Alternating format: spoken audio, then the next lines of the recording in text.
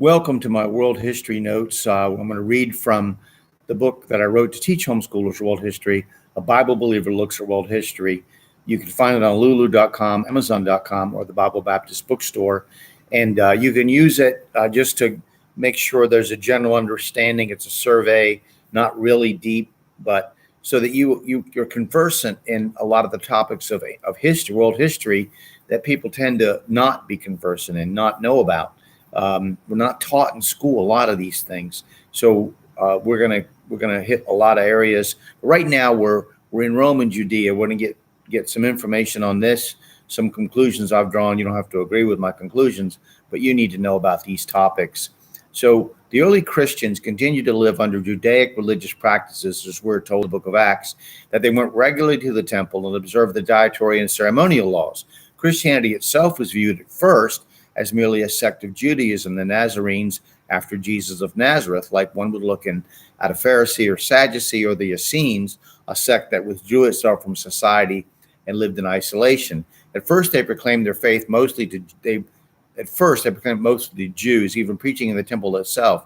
After the martyrdom of Stephen in Acts 7, Greek converts fled to Samaria and Antioch, establishing strong Jewish communities there. It is at Antioch where they were first called Christians. Apostles and disciples spread the gospel from Damascus to Rome. Paul himself was converted on the road to Damascus on a mission to arrest and imprison Christians. The believers met in private houses or rented rooms and modeled themselves on the synagogue.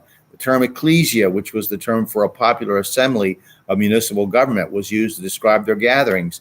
It has come to us as the church when referring to the people. We've also come to refer to the building that the Christians assemble in as a church. The Christians admitted slaves and were mostly lower class people, with a sprinkling of the rich and powerful. Women were also admitted to the congregation, and some became important figures in the early church. Tacitus, the Roman historian, was no fan of Emperor Nero, and in his annals he blames the great fire that destroyed much of Rome between 64 AD and 67 AD, depending on which historian you read, on that evil tyrant. He then tells how Nero blamed the fire on the unpopular Christians. Now this led to the first great persecution by Rome. I'm going to give you a translation of this famous passage from Tacitus made by Richard Hooker.